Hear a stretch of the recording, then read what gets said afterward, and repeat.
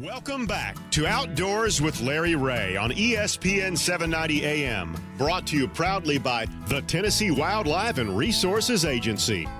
Hey, welcome back to Outdoors with Larry Ray, and appreciate visiting with Jay Gutermuth, Lindsey White over in the Little Red River, talking about trout fishing in January, which I love to do.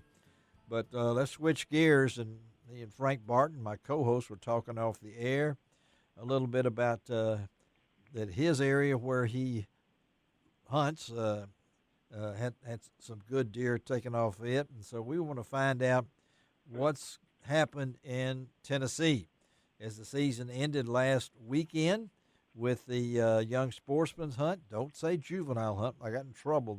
That's all 201 popular, I think. So this is the young sportsman hunt, and so who better to talk with us? We could talk to Chuck Yost all we want to, but I enjoy talking to Jeremy Dennison too, also, because he's out of our region office. He is the TWRA CWD Chronic Wasting Disease Field Coordinator. Good morning, Jeremy. And good morning, Mr. Larry. I appreciate the shout out there. You could have talked to Chuck, but you called me. So I wanted you. I wanted you because we've wrapped it up, so to speak. The season is officially over. The numbers are out there, and we were talking off the air, folks. Arkansas broke the record this year with 214,022 deer, which is about 1,000 more set in 2012 and 2013. And Frank brought up an interesting point that we may try to get Ralph Meeker of the Arkansas Game and Fish Deer Program Coordinator to talk about what that meant in license sales. Good idea, Frank, because there's more people out hunting. So what do you got for us, Jeremy? Where are we through last weekend? Yeah, well, we're not up quite as high as that total that you gave for Arkansas. We, I think the historical highest total for Tennessee was about 180,000, if I'm not mistaken. Something like that. Yeah. We got close to that, but we were just a shade under 160,000 for the year statewide. Okay. All right. That's up almost 20% all the way across the state. So that's what I thought. Definitely had more participation, more people getting out there.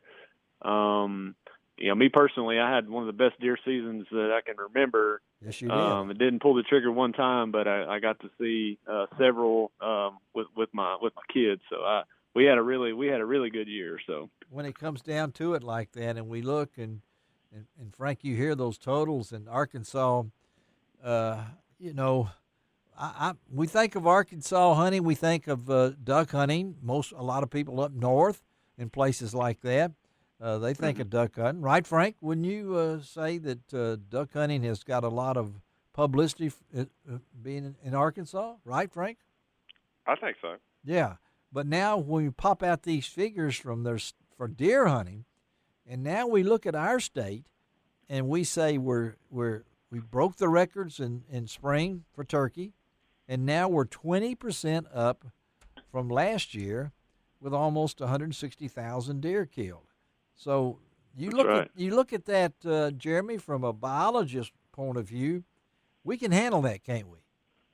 That's right. Yeah, I mean, a lot of our state, has liberal bag limits, and then those are, there for a reason because a lot of the areas can support a larger harvest. We've got a good deer population, and it's really really a strong population in certain areas. So we can certainly handle the increase, especially over in our area where we've been dealing with CWD and kind of a decline in harvest numbers if you look at last year. So we're happy with that result. When we look, Southwest Tennessee, those counties that make up unit CWD is actually more of an increase. Yeah, we were down considerably last year, and those counties are actually up by 35%. 35%, and we're talking compared to last year. Now are we talking about the entire 11 counties in the CWD unit? Yes, sir. When you take those 11 counties, and if you'll remember last year, especially the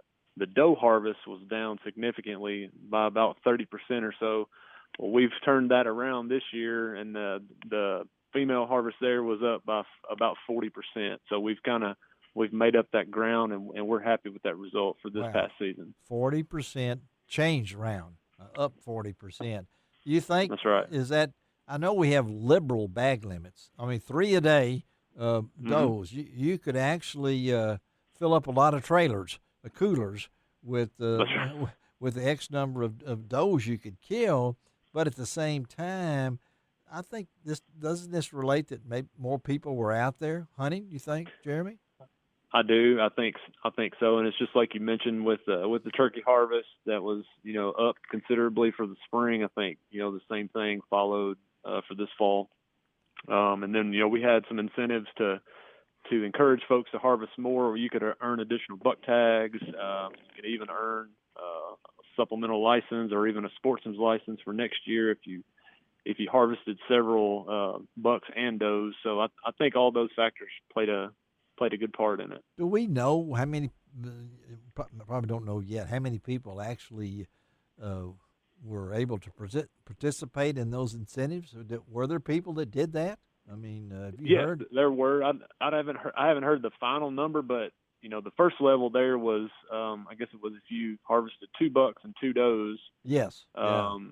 Then you earned a supplemental license and the annual hunting fish and a supplemental. I think it was about 1,000 people. Okay. That had earned that at the time. Yeah. So that was and I think it was a couple hundred that actually earned the sportsman's license, which is a pretty good deal, sure, there. So sure. the incentive was out there, but even without the incentive, we had more people out there still. I mean, definitely. And so, that's a fallback for. I mean, that's a bonus for me. I don't know how many times I ate at Sonic, but I know I ate at Sonic a bunch of times. We ate there so many times. I got to know Madison, our waitress. I'll know all about her life. She's getting married in April, and so these kind of things. Just like Frank when he goes duck hunting, normally stops someplace or something along that line. So the financial part of this is even. You could say we killed 160,000 deer, but I guarantee you that the economy was boosted dramatically. Oh, absolutely. From the previous year. So talk about CWD now. Are we the turnaround still? You got any idea numbers wise on that? Yeah, I mean, we as far as the number of deer that we sampled, of course, was up. We harvested more deer. We sampled way more deer. We sampled about we're over 17,000 or so for the state. I think we actually in Region 1 we sampled more than 16,000 this year. So we've been we were pretty busy, and we actually, when you break down the numbers, I did it just a few minutes ago. When you take the unit CWD harvest, like we talked about, we actually sampled 66% of the deer that were killed in those 11 counties. So and that's just a testament to hunters and processors and taxidermists that work together, get our hands on. That's right. That work together on that. And then, of course, we've not had any outside. We're still 11 counties. There's been no other reports of anything near a county line that you know of. That's right. And that's right. There's nothing that would change a county's classification. Now, we do have some pending samples that are still out there as the season has ended, and we've collected our last bit. But we ended up breaking 500. We got 539 positive samples for this year. The vast majority of those are Hardeman and in Fayette. the original area, Hardeman, Fayette County area. Yeah. And we got 18 positives that kind of filled in the gaps around in those buffer counties. So I know I hunted it one day at Ames, and I know that Alan Houston keeps really good records there of absolutely of information. There's nobody keeps better information than him. I know that. So the turnaround time now, are we still a couple of weeks once they sample those things? Because I know that Chuck had talked about that with they're not all going to Colorado State like a lot of people think. Some of them's going to Mississippi State. Some of them's going, I think, to Kentucky. No, locally. Some of them are being tested in Tennessee, right? So, that's right. We started a partnership with the Department of Ag there in Nashville.